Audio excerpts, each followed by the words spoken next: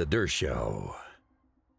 Israel has destroyed the air defenses. It has killed many of the leaders of the nuclear development program, as well as leaders of the military. And they've done it with some loss of life, hardly any loss of military life. You know, there was a rumor, it was circulating all over, that the Iranians had shot down an F-35 plane and had captured a woman pilot, and people were very concerned and upset because that would mean that Iran now has a hostage. Of course, they have 52 hostages. They're holding them through their surrogate called Hamas, but they still have 52 hostages, 20 of them alive, the rest dead.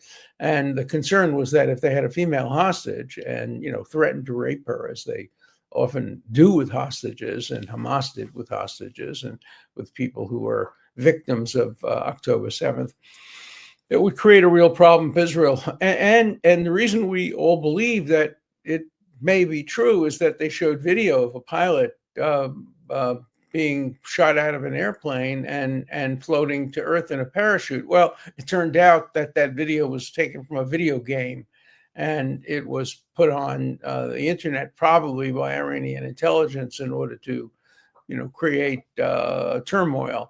But at the moment, at least according to Prime Minister Netanyahu, no Israeli aircraft has been shot down.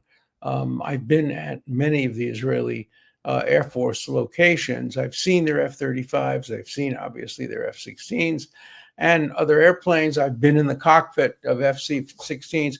I've been in the simulator. I was shot down over Lebanon in the simulator, but I survived.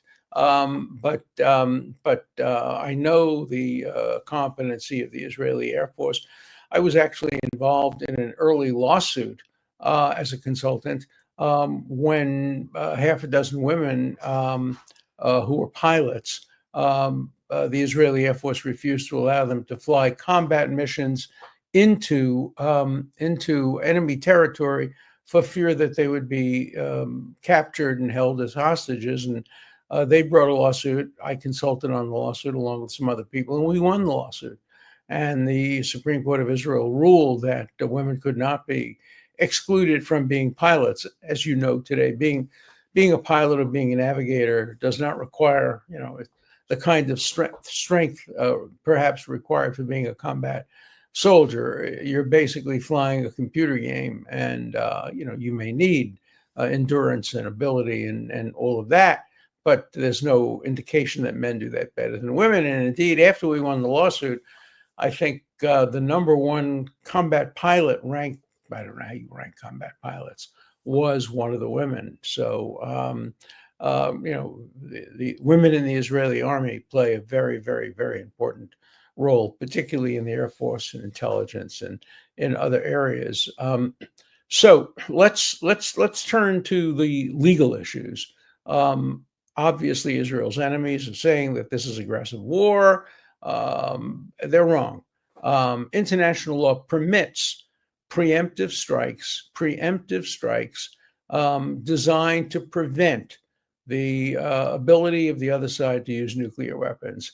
In a United Nations report about preemption and prevention, I write about it in my book, it's quoted, they make an exception. They generally are against preventive war because, you know, anybody can justify anything preventively. Hitler claimed he was going into Poland preventively. It was total nonsense, but he said it. Japan said they had attacked Pearl Harbor preventively. Nonsense, but they said it. But the United Nations report says if it's preemption and if it's nuclear, then it's permissible under international law. Not that international law much matters. As Dean Acheson once said, no country has ever made a decision to defend itself or to give up defense based on international law.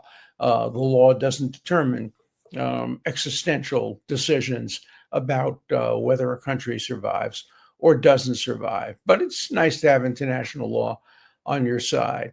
I think also morality and diplomacy supports what Israel did. You know, there are two kinds of errors you can make. You can make a false negative error. You can say, oh my God, nothing's going to happen. It happens. Israel made a terrible false negative error on October 7th. They didn't realize that they were going to be attacked. They did nothing. and a cataclysmic event occurred. 1,200 innocent Israelis, mostly citizens, killed, 250 taken hostage. That was a false negative.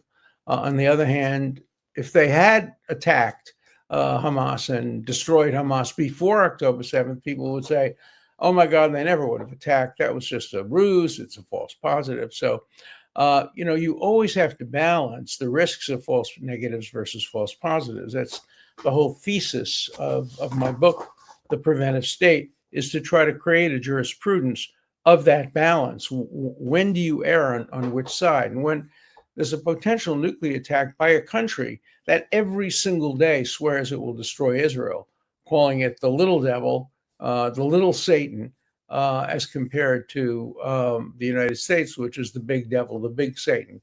And when you have a country that is willing to sacrifice lives for religion. In the Iraq-Iran war, Iran sent 15-year-olds into minefields, knowing they had tokens to heaven, knowing they'd all be killed. And when you have a country like that, which regards the role of the Shaheed, the martyr, as the highest role anybody could ever play, you cannot afford, even if there's a 5% chance that Iran will develop a nuclear arsenal. Here, the chances were much higher. And I suspect by the end of this war, Israel will have recovered material and information from computers and from army bases that will demonstrate that Iran was A, on the verge of developing a nuclear arsenal, and B, was contemplating the possibility of using it against civilian targets. We know they use civilian targets because they're using them now. They're going after Haifa and Tel Aviv, and they're attacking civilian targets. And we know that the former president of Iran infamously called Israel a one-bomb state, saying all we have to do is get one atomic bomb through, even if we have to fire 100 and 99 are stopped. If you can get one atomic bomb landing in Tel Aviv or Jerusalem or Haifa or any of the other cities, that's the end of Israel. Israel would never survive an atomic attack. Everybody would leave, everybody would move, and it would be the end of the, quote, Zionist entity. And we know that's the goal of the current Iranian regime. If the regime is overthrown, as it should be, and hopefully will be, the people of Iran are not anti-Israel. In fact, polls suggested that the people of Iran are perhaps even more pro-Israel, or let's put it negatively, less anti-Israel than many Arabs.